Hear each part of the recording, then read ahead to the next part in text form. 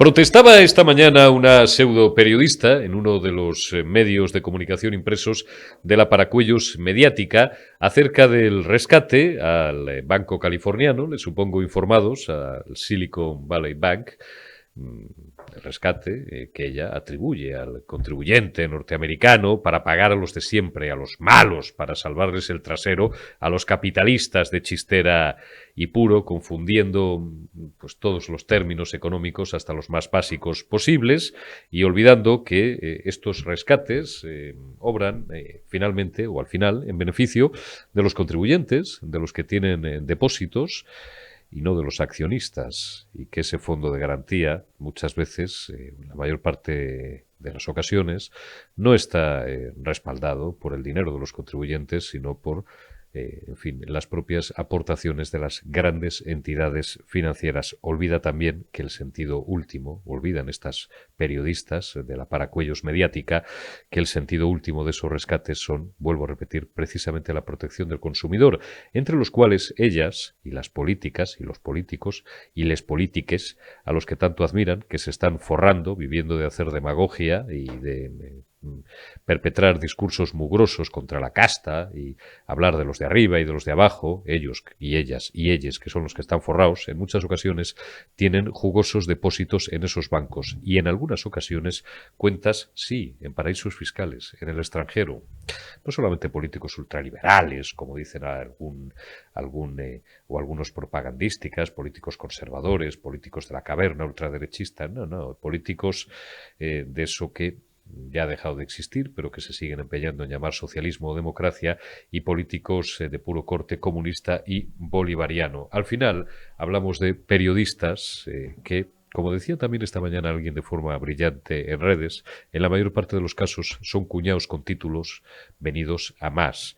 Cuñados que no tienen ni puñetera idea de derecho, pero que le dan clase a los jueces, a los que llaman fascistas, por dejar a violadores en la calle, interpretando simplemente leyes mal redactadas, incluso con faltas de ortografía, que han parido la factoría de sus políticas admiradas, las del dedo.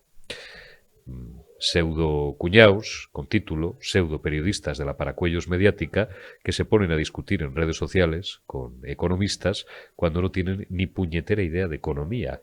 Y, como decía ayer el doctor Lacalle, resuelven una suma de 2 más 2 con el resultado de 22.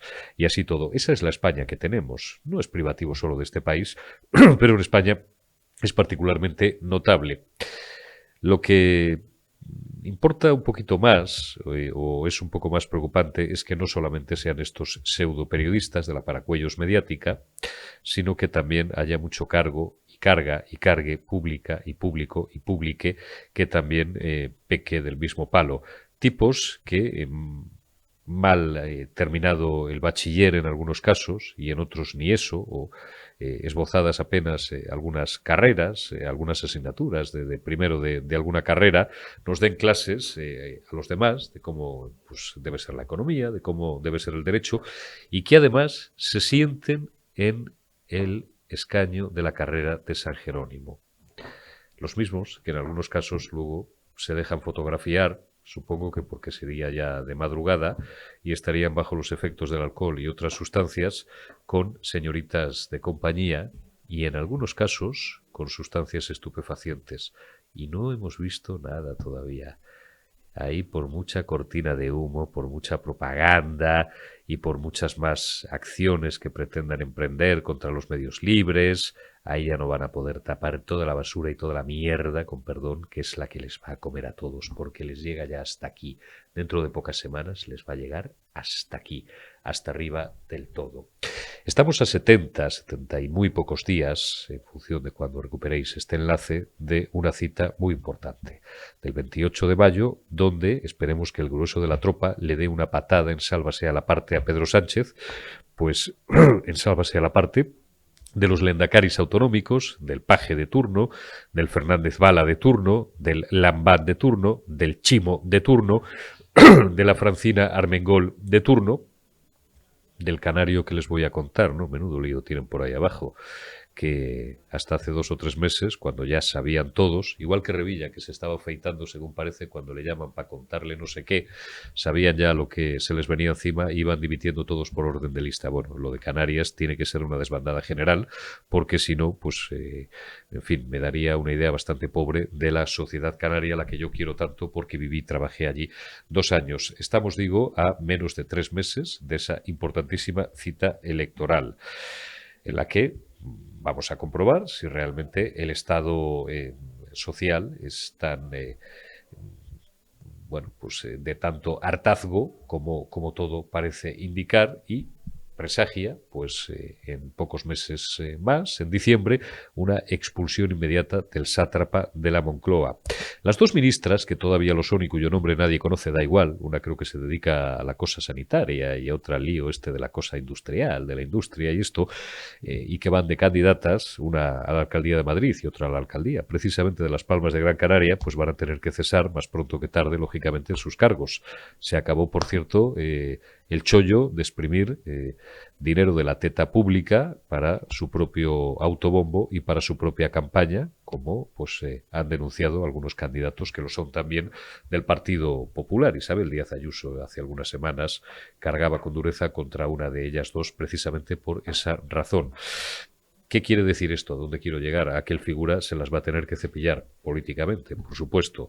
El figura se las va a poder cepillar políticamente, por supuesto, a ellas. Pero a las que no va a poder tocar es a las ministras podemitas. Por no poder tocar, el figura no puede ni tocar a la secretaria de Estado. Pam, pin, pin, pan. ¿Eso qué quiere decir? Pues que el figura, tan sobrado de maneras, impasible el ademán, con el tumbao, lo dije el otro día y lo repito, con el tumbao que tienen los guapos al caminar, manda menos que Carpanta en la entidad bancaria que estaba debajo de su casa. Mandará como el jefe de negociado en su oficina y podrá disponer de la vida y haciendas de los empleados de los que pueda disponer. Pero cuando llega al departamento superior de la empresa o cuando llega a su casa, le están esperando con el rodillo, como en los famosos tebeos de Ibáñez, y le tienen todos los días o todas las noches sopa o tortilla francesa para cenar. Y no le puede decir ni que sí ni que no, ni al mayordomo de la Moncloa, porque pues esto es lo que hay, son lentejas, Pedrito, y si las quieres bien, y si no, las dejas. Por tanto, no puedes ni tocarle un pelo a ninguno de los ministros comunistas, que son los que te van a llevar al desastre. Lleva semanas, no, meses, viendo a ver cómo diablos rompe esa maldita coalición que no le está trayendo más que problemas. Para él el único problema es que va a haberse desalojado del poder, al que le hubiera gustado ser eterno, durar no 13 años como duró Felipe González, durar 39 como duró Franco, pero va a ser que no, Pedrito. Te quedan 4 días. Lo malo es que en esos 4 días va a tener tiempo para recoger las fotos del despacho y para hacerle mucho más daño del que le está haciendo ya a España. Arrancamos esta retaguardia del martes 14 de marzo ya de 2023. Javier Igartua Ibarra, ¿cómo estás, amigo? Muy buenos días, buenas tardes. Depende de cuando se vea. Buenos días, buenas tardes, buenas noches a todos. Ahí estamos. Aquí seguimos, pico y pala, Javier. Oye, quedan alrededor de 70 días, 70 y algún días, para esa importantísima cita electoral, una cita electoral en la que vamos a valorar cuál es el auténtico desgaste del figura, porque, aunque en España, como todo el mundo sabe, no existe como tal la figura de las elecciones primarias, siempre se han solido considerar como tales las municipales y autonómicas, que suelen ir aproximadamente, cuando las legislaturas llevan su proceso natural, un año antes de las generales. Ahí es donde vamos, digo, a comprobar el respaldo o el desgaste popular que sufre el figura. Un figura, pues, que va de charco en charco, barrando cada vez más la vida social, la vida política, por supuesto, la vida institucional e incluso, como estamos volviendo a comprobar en las últimas semanas, la vida económica de España. ¿En qué nos interesa centrarnos hoy de cara en esta precampaña electoral? Y te lo pregunto a ti en tu doble condición, de víctima del terrorismo y de analista político y además, pues en fin, con unos análisis muy certeros. ¿Tú crees que las simpatías y los abrazos del figura y de lo que queda de su partido, que ya no es el Partido Socialista Obrero Español, es el Partido Sanchista, esa política de abrazos a los etarras, esa política friendly con los asesinos o con sus representantes, los herederos políticos de aquella banda criminal terrorista de ultraizquierda, le puede pasar factura, pues por ejemplo en muchos ayuntamientos vascos y por ende en el resto de España, o dicho de otra manera, porque alguna vez he titulado así alguno de mis camparazos, y en esta casa lo hemos hecho también en Periodista Digital, votar a Sánchez o votar pues a cada uno de los varones o de los candidatos a las alcaldías socialistas es tanto como votar a ETA, Javier. No, no, hombre, no. Tanto como votar a ETA, no, pero sí es cierto que han traicionado la memoria de las víctimas del terrorismo y que tienen como socio preferente al brazo político de ETA. Eso sí es cierto. Pero hay que tener mucho cuidado porque este hombre es muy listo. Pedro Sánchez es un tío políticamente muy listo. Ya lo echaron, volvió, ha sido presidente del gobierno, sigue siendo presidente del gobierno, cuando todo el mundo le daba en su momento por finiquitado. Y hay que tener mucho cuidado porque este señor es muy listo y es capaz de revertir todo esto, pues, no sé, trayendo inmigración, dando papeles o lo que sea. Es decir, este es muy capaz de cualquier cosa para seguir en el marchito y seguir en el poder. Por tanto, no nos confiemos y no nos relajemos, porque este señor, repito, moralmente a mí me parece despreciable, pero es un tipo muy inteligente políticamente y hay que tener mucho cuidado. Hombre, ¿el PSOE es ETA? No. ¿Pero que el PSOE ha traicionado la memoria de las víctimas? Sí. ¿Que el PSOE está pactando con el brazo político de ETA? Sí. ¿Que el Partido Socialista ha humillado a las víctimas del terrorismo? Sí. ¿Que el Partido Socialista es el responsable de la victoria de ETA? Sí. Porque ETA sigue en las instituciones. Por tanto, ojito Eurico, porque el partido no está ganado. No, no quiero decir, aclaro el sentido de mi pregunta, no quiero decir que el PSOE sea ETA. Lo que he querido decir con la pregunta es si votar al PSOE es tanto como votar a la ETA o a sus herederos políticos, en tanto que el Partido Socialista se apoya parlamentariamente en Bildu, que es una fuerza política heredera de la banda terrorista ETA, y buena parte de cuyos parlamentarios, con Carlos García a veces, ya lo sabes, llevamos la cuenta, buena parte de sus parlamentarios autonómicos, los 20, los 21 que creo que tienen en el Parlamento de Vitoria, es gente que ha tenido problemas con la justicia por pertenencia a banda armada. A eso es a lo que me quiero referir, igual que, evidentemente, el PSOE no es Esquerra Republicana, no es un partido que haya dado un golpe de Estado en Cataluña, pero votar al PSOE significa votar, en el caso ya de las generales de diciembre, 4 años más de votar a unos tipos, a unos individuos políticos que volverán a apoyarse con toda seguridad o con casi total seguridad parlamentariamente en los que dieron un golpe de Estado en Cataluña. Sí, votar al Partido Socialista es votar al partido de la traición. Votar al partido que nos ha traicionado a las víctimas del terrorismo y al partido que parece que se ha olvidado de lo que aquí ha sucedido. Yo vuelvo a pedir una vez más y luego contigo en este programa, La Retaguardia, quiero que de una vez por todas nos enseñen las actas de la negociación con él. Quiero saber, y como víctima, que se sepan. Ya sé que es muy difícil, que no nos la van a enseñar, pero mientras siga vivo lo voy a seguir exigiendo, lo voy a seguir pidiendo. Porque con un terrorista no hay nada que negociar, y lo único que hay que negociar es los colores, como decía Gregorio Ordóñez, los colores de los barrotes de su fe. ¿Sabes por qué no te las van a enseñar nunca, ni a ti ni a las víctimas? Por una de las razones. Yo recuerdo, bueno, pues porque eres mi amigo y porque tú me has contado las circunstancias que rodearon al asesinato de tu abuelo, alcalde de Bilbao, Javier Ibarra, una de las casi 1000 víctimas de la banda criminal asesina de ultraizquierda ETA. Asesinado, si no recuerdo mal, y cuya película os vuelvo a recomendar que veáis, El Comensal, que está hace un año o menos, 8 meses. Hablamos de ella en este programa, donde se refleja y se retrata bastante fielmente aquel drama familiar y el drama y la situación que vivía aquella sociedad, la sociedad vasca. A Javier Ibarra lo asesinan los que se llamaban los polimilis. Muy bien. Bien.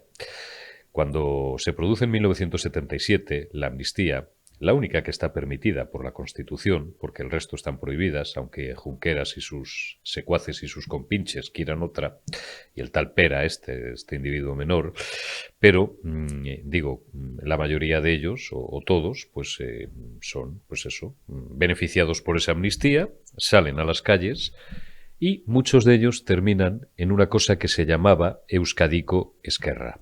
Euskadiko Esquerra, que lideró un político de la época, que falleció después, años después de un derrame cerebral o de un ictus, que se llamaba Juan María Vandrés.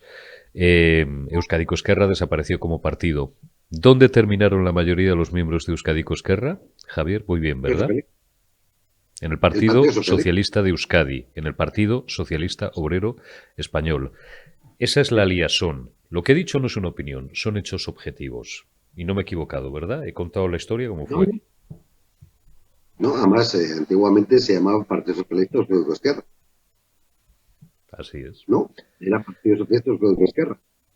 Así es. Pero sí, comparto tu opinión. Es cierto que hay esa relación, pero es una pena, Eurico.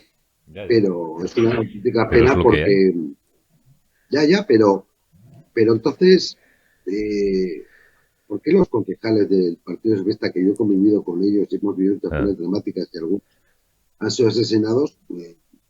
Me parece que para pactar con ETA como se ha pactado y acabar con esta victoria de ETA no hubiera hecho tantas alforjas, tantos asesinatos, ¿no? Se hubiera podido parar esto antes, ¿no? Creo ujú. yo. Eso me da mucha rabia y me da mucha pena porque yo sé perfectamente que esto no se va a saber nunca, pero que no me vendan una derrota que no es tal. Y a mí me encantaría que esto fuera tal, que hubiéramos derrotado a ETA, porque yo, como tú comprenderás, Urico, yo vivo mucho más tranquilo, pudiendo hablar contigo sin tener que estar escoltado, pudiendo conducir mi propio vehículo y principalmente pudiendo andar por las calles, paseando con mi mujer o tomando con mis amigos sin tener que ser vigilado. Pero eso no me puede dejar, o no puedo dejar de decir que esto es una farsa con la copa un pino, que ETA no ha sido derrotada, que ETA la derrotó la Guardia Civil y la Escuela del Cuerpo de Seguridad de Estado, pero que los políticos le dieron la victoria y por Así tanto es. están en instrucciones tranquilamente. Eso sí, si algún día ETA, que es la que está llevando el proceso de cambio de sociedad, es decir, no consigue sus objetivos o no lo viene a bien, pues volverá a matar. Ahora Así mismo es. no lo hace falta porque está consiguiendo mucho más sin matar que matando y tiene, aparte de tener esa, esos acuerdos con el gobierno, también con la ley de memoria histórica y con otras cosas, tienen la posibilidad de llegar a la Lendakaritza en mi tierra con el Partido Socialista y con Podemos. Y por tanto, ¿a qué van a matar? Si están consiguiendo más que matando. ¿Tú cómo ves que puede variar, si es que en algo puede variar la política antiterrorista? Porque partimos de la premisa de que ETA no ha desaparecido ni se ha disuelto, ¿vale? Esto tampoco es una opinión, es un hecho. Le moleste a quien le moleste, a los odiadores y a la gentuza de turno, pero es que es así. Como bien ha dicho Javier Ibarra, Javier Igartua Ibarra, ETA, si no mata, es porque ya tiene poder político, punto y final, pero no se ha disuelto. La mayor parte, el 98%, Javier lleva la estadística seguro, mucho mejor que yo, y nuestros buenos amigos, Daniel Portero y algunos otros, llevan la estadística con nombre y apellidos de todos y cada uno de los etarras, de los asesinos, de los criminales con sentencia firme, que siguen todavía tomando el sol a cuadros, esperemos que por muchos años, que ya han sido acercados a cárceles del País Vasco y además en unas condiciones de puñetera madre muy superiores a las del resto de presos comunes. Bien, dentro de 9 o 10 meses va a ser una realidad en España un gobierno de un signo distinto al que hay ahora, que probablemente o casi con toda probabilidad presidirá Alberto Núñez Feijóo y en el que tendrá que o del que tendrá que formar parte Vox lógicamente para conformar esa mayoría absoluta. La encuesta de Vox Populi de este fin de semana daba 133 más 53, una suma de hasta 186 escaños en la carrera de San Jerónimo para ambas formaciones políticas. ¿Tú crees que va a variar en algo la política antiterrorista de aquí a primeros del año que viene, cuando haya otro gobierno en Moncloa? Pues no, yo creo que no. Es decir, por el Partido Popular, no. No, no, porque ya lo dijo Mariano. Yo publicé en un periódico nacional lo que le dijo a Zapatero, ¿no? Tú vete haciendo y me vas contando. Es una pena, pero igual que no han derogado las leyes ideológicas de la izquierda cuando tuvo la oportunidad Mario Rajoy con esa mayoría absolutísima, tampoco me creo que vayan a cambiar la política antiterrorista, porque es que no hay política antiterrorista. Honesta. La política antiterrorista no existe. ¿No te das cuenta, Eurico, que han hecho desaparecer la política antiterrorista frente a ETA? Y ahora mismo no hemos derrotado a ETA, seguimos por por otros caminos y con otras cosas. Y eso es un tema que hay que olvidar, y que hay que pasar, y que hay que convivir. Yo no pienso convivir con esta gente. No les pienso elegir la palabra. Y por tanto no creo que vaya a haber mayor variación. Hombre, si entra Vox, pues sí. Pero yo es que tampoco me creo que el Partido Popular vaya a pactar con Vox. Como no me lo creo, pues hasta que no lo vea, como Santo Tomás. Si entra Vox, sí se cambiará la política antiterrorista. Pero con el Partido Popular actual, yo creo que irán por otros caminos, irán por el tema económico, irán por el tema tal. Y ya está, es una desgracia, pero yo creo que las víctimas del terrorismo hemos sido derrotadas y que esto no tiene ningún tipo de cambio, ningún tipo de variación, mientras gobiernen este bipartidismo andante, ¿no? Es decir, no creo que vayan a modificar mucha cosa cuando el mensaje que se dice es que hemos derrotado a ETA y por tanto podemos seguir el camino, ¿no? Y ahí siguen 300 casos de resolver y 80.000 historias. Y yo no veo tanta prisa, lo que sí veo es esa transferencia de prisiones al País Vasco, que es lo que está haciendo sus acercamientos y esas salidas de presos de ETA, ¿no? Por Está tanto, claro. mi sentimiento es muy negativo con este tema y ojalá me equivoque, pero yo creo que esto no tiene solución, solo tendría si Vox consigue entrar con ellos al gobierno y variarles la política terrorista, entre otras cosas. Está claro. Oye, terminar, no te robo muchos más minutos. ¿Cómo empezamos? Estamos en plena pre-campaña. Sabes que el Figura tiene ahí a dos ministras que nadie conoce muy bien su nombre. Una creo que se dedica a la cosa sanitaria y es la sucesora del ministro de los 200.000 muertos, de Salvadorilla, y la otra pues es ministra de Industria o así, ¿no? Una va como candidata a la alcaldía de Madrid y otra va como candidata a la alcaldía de las Palmas de Gran Canaria. Lógicamente las tiene que cesar. Esta mañana algún cachondo se hacía risas con que el Figura bueno, pues hará una escabechina en el PSOE, a lo mejor aprovecha para esta crisis para cesar, pues igual que en la anterior crisis, pues o en la anterior, a la anterior, porque las purgas de este ya son, ríete tú también de las de Pablo Iglesias en Podemos, son casi, bueno, no las voy a comparar a otras figuras, no sea que me busquen las vueltas por ahí también, ¿no? Pero digo, a lo mejor se cepilla un montón de sanchistas, como hizo en su día con Iván Redondo, que no era ministro, pero como si lo fuera, con Ábalos, el de las maletas, de la otra, con Carmen Calvo y tal, pero a las que no puede tocar es a las intocables. A Irene no puede tocar ni una secretaria de Estado. Esto es como el tío que manda en la oficina, pero luego no manda ni en su casa. El tío que es jefe de negocio en una oficina y puede cambiar al jefe de negociado de segunda o de primera o tal, no sé qué, pero luego en su casa llega la mujer, le atiza con el rodillo al feminista y le dice, tienes sopa para cenar y te gusta o te gusta porque es lo que hay, ¿no? O sea, joder, un tío tan sobrado y que mande tan poco en la mitad de su gobierno, en la facción podemita. Qué patético, ¿no, Javier?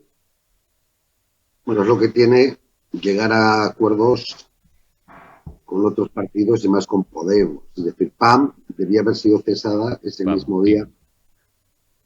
Pim Pam Pum, sí, efectivamente. Debería haber sido cesada no solamente por las tonterías que dicen, porque la última es lo de la Satisfaction, ¿no? Como la canción aquella de los Rolling, Satisfaction, Total. la satisfacción de las Pam, la mujeres, del dedo, pam, el eso dedo, es, mira, pam, que el la dedo. gente Para esto no hace falta, si esto ya hace se siglos inventa, que lo saben las mujeres y los hombres, el dedo, pam, lo cual denota las debía carencias ser, que tienen las figuras estas ya. también, o que deben tener. El problema es que las caretas que tienen no salen muy caros a los españoles, pero Ahí, debería ese ser es el pesada tema.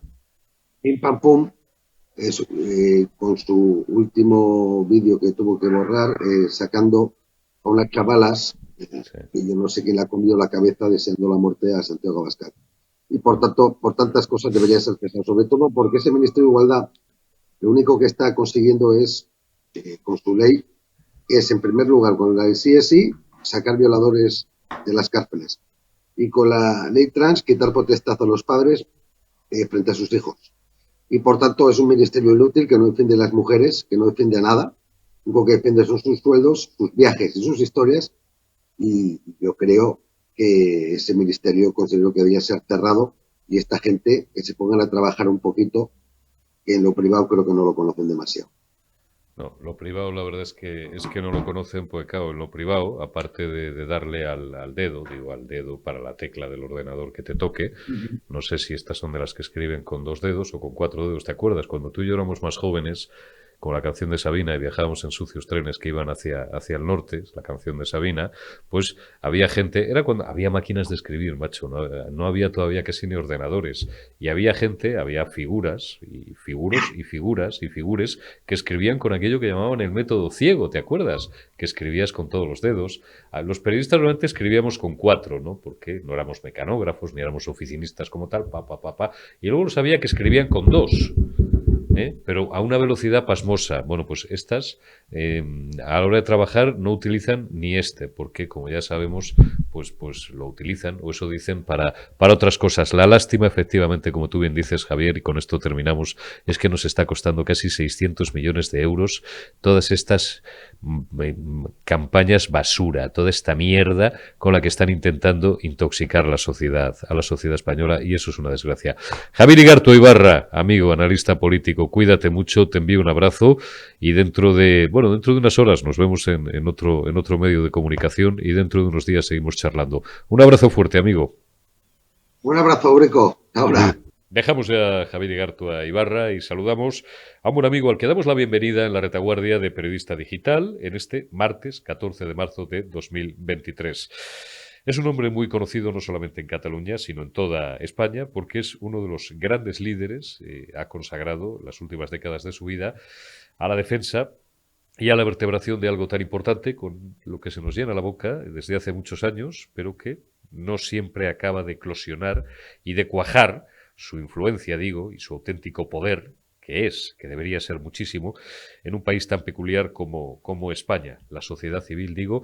Mariano Gomá, les presento a Mariano Gomá, presidente del Foro España Cívica y, entre otras muchas cosas, por ir a lo último, pues uno de los principales líderes e impulsores de esa gran manifestación, de esa gran concentración que nos sacó a todos los patriotas y a todos los españoles de bien a finales del pasado mes de enero en la madrileña Plaza de Cibeles. Mariano, muy buenos días, ¿cómo estás? Hola, buenos días a todos. ¿Qué tal? Pues hombre, como decía el maestro Neto, bien si no nos comparamos. La pregunta te la hago yo a ti, desde tu atalaya de ser uno de los principales líderes de una de las organizaciones más importantes que articulan y vertebran la sociedad civil. ¿Cómo ves, a menos de 3 meses, por cierto, de una importantísima cita electoral, el estado de la sociedad civil en España? Bueno, vamos a ver, hay varias cosas a decir. El estado de la sociedad civil en España es mucho mejor de lo que era. Es decir, la sociedad civil en España le ha costado mucho articularse y organizarse, le está costando mucho. No es un país que tenga tradición del asociacionismo ciudadano, por tanto cuesta mucho aglutinar a la gente es muy suya, es muy individualista y no está acostumbrada a organizarse para defender intereses comunes. Posiblemente las únicas asociaciones que han estado organizadas para defender intereses comunes han sido las asociaciones de vecinos, curiosamente. Pero en la sociedad civil en general le ha costado y le cuesta mucho asociarse y trabajar juntos, colaborar. Pero ahora empieza a despertar, empieza a despertar y la prueba estuvo en la manifestación que acabáis de nombrar del 21 de enero, porque en esa manifestación se demostró que un conjunto de asociaciones que se adhirieron a nuestra propuesta de manifestación, que fueron casi 100, empezaron a colaborar con nosotros para organizar la manifestación. Hubo una manifestación que no vamos a repetir, pero todo el mundo conoce y todo el mundo sabe, que ya se ha llamado el Espíritu 21 de enero.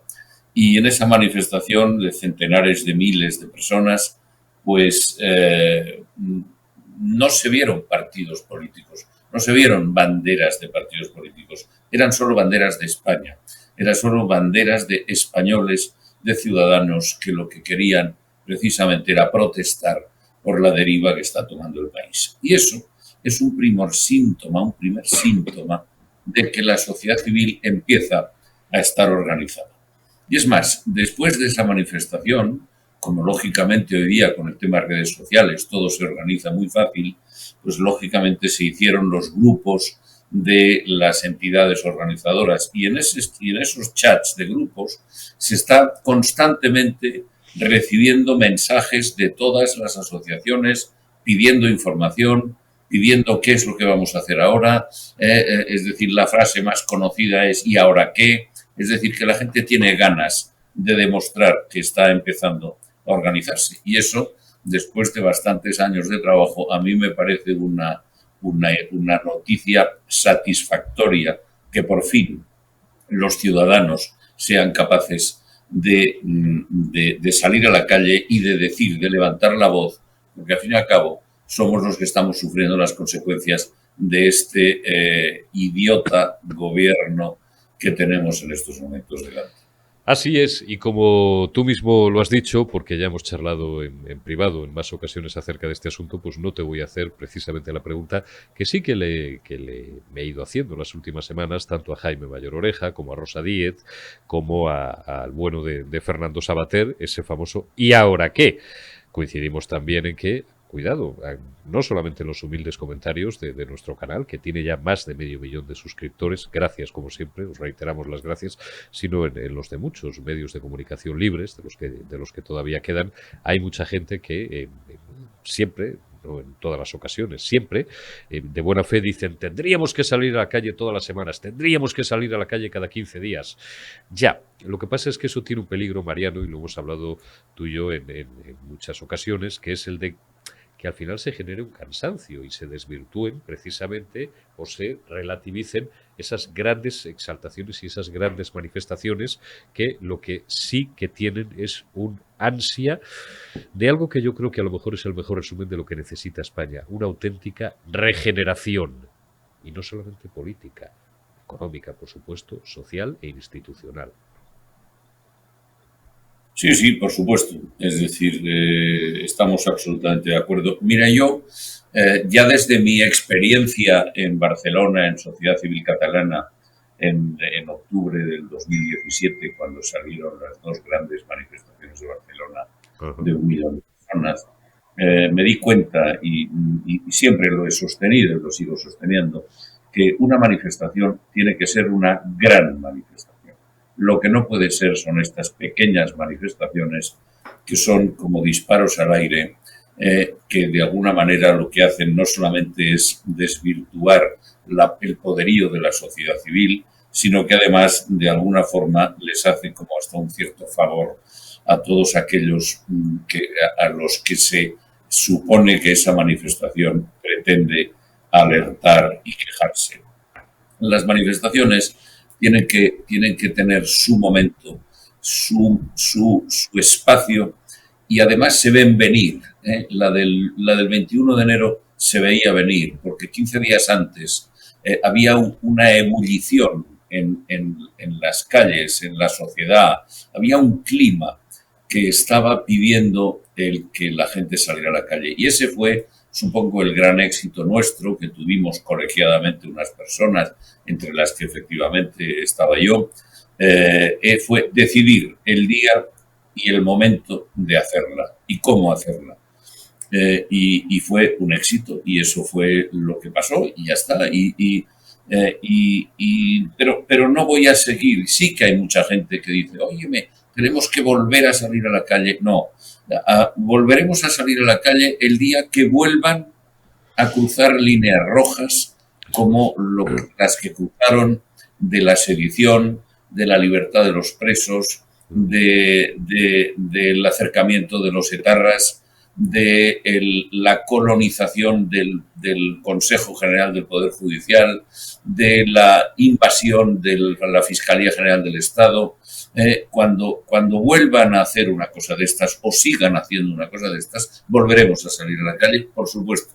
Pero repito, las manifestaciones tienen que ser un éxito, porque si no, son un éxito para nosotros. Y ya está. Y la prueba en que la nuestra fue un éxito, bueno, gracias a Dios, supongo que elegimos bien la oportunidad y ya tenemos experiencia, fue que se enfadó mucho el gobierno, se enfadó mucho la delegación del gobierno, se enfadaron mucho los podemitas, todo el mundo nos insultó, éramos 4 o 5 fachas gritando cosas extrañas, la delegación del gobierno poco más o menos nos dijo que nada, que no llenábamos ni un cuarta parte del Estadio Bernabéu. Nada, sí, que éramos 31.000 y luego, sin embargo, los sanitarios del fin de semana siguiente eran 200 o 250.000. Cuando veías los planos aéreos y, en fin, contra la realidad, poca propaganda y pocas deformaciones. Las imágenes lo cantan. Sí, por eso, pero eso ya hace muchos años que lo sabemos, yo hace muchos años que lo asumo, que esto es así. Esto ya empezó en Barcelona, cuando uno de los gritos más importantes de la manifestación del 8 de octubre del 17 fue el cantar "y luego diréis que somos 5 o 6". Claro. Es decir, porque eso es lo que ellos dicen y ya está, ¿no? Pero lo importante es que el otro día hubo pacíficamente, porque es otra de las cosas que hay que resaltar, es que cuando se acabó la manifestación no quedó ni un papel en el suelo. Y cuando digo en un papel en el suelo, quiero decir, en fin, haciendo un poco un símil, no se quemaron contenedores, no se quemaron fotos del rey, ni banderas de España, ni se rompieron escaparates de las tiendas. Es decir, no pasó nada. La gente, tan pacíficamente como llegó, se marchó con una urbanidad y con una limpieza extraordinaria, y esa es la diferencia entre nosotros y ellos. Así es. Mariano, no te he sacado de una reunión telemática, pero de una reunión de trabajo, y te voy a hacer simplemente la última pregunta. Sí hay una cita muy importante, que es la del próximo 28 de mayo, y después en diciembre, cuando el figura tenga bien disolver las cámaras, y después, transcurridos los 56 días preceptivos, según la Constitución, pues citarnos a todos a las urnas. La primera, digo, la del 28 de mayo. Esa cita sí es muy importante. ¿Tú crees que los españoles realmente han llegado a ese nivel de hartazgo del que estamos hablando y que estamos describiendo y que llevamos ya meses describiendo, sobre todo en los últimos meses en toda su crudeza, en los medios de comunicación libres, no en la paracuellos mediática, sino en los medios de comunicación auténticamente libres, que ni recibimos subvenciones del poder ni le tenemos miedo al poder, aunque nos amenacen y cada vez nos amenazan más? ¿Tú crees que el hartazgo ya de la sociedad española ha llegado a tal nivel que se puede producir ya un vuelco electoral en las próximas elecciones municipales y autonómicas? Yo creo que sí. Creo que sí. Soy optimista. A ver, personalmente soy optimista por naturaleza. Pero yo creo que sí. Llevamos meses viendo cómo el presidente de gobierno ha perdido la calle. Ya no puede salir a la calle sin que la abucheen. Eso quiere decir que hay un clima en la sociedad muy importante en contra de todo lo que está pasando, porque es evidente que el país está roto, está partido y además está arruinado, política, económica y sobre todo moralmente está arruinado. Y eso se va a traducir en una respuesta en las urnas el día 28 de mayo. No precisamente en Madrid, que eso creo que está bastante claro, sí, pero a la primera de que empiece a caer Valencia. Cuando digo empiece a caer, yo diría en voz mía, empecemos a liberar Valencia, empecemos a liberar Baleares, empecemos a liberar Castilla-La Mancha, empecemos a liberar, en fin, Asturias, Aragón, y este hombre, perdón, se encuentre en el que todo se le ha teñido de otro color a su alrededor en España, yo creo que se va a dar cuenta de que tiene que convocar elecciones o que no puede mantener esa agonía a la que está sometiendo a este país. Y entonces empezará la agonía de Pedro Sánchez. Me quedo con ese titular, Mariano Gomá, presidente de Foro España Cívica. En cuanto empecemos a liberar Valencia, en cuanto empecemos a liberar Baleares, en cuanto empecemos a liberar Castilla-La Mancha, añado yo también Extremadura, Aragón, Canarias también, entonces el sanchismo ya no entrará en agonía, que ya está en agonía, el sanchismo ya estará herido de muerte. Y será pues el principio de una nueva España y el principio de la regeneración que tanto tiempo llevamos esperando muchos y que tanto merece un gran país como es España. Mariano Gomá, presidente de Foro España Cívica. Muchísimas gracias de corazón y nos vemos y nos hablamos en unos días. Cuídate mucho, Mariano. Muchas gracias. Muchas gracias. Gracias, Mariano.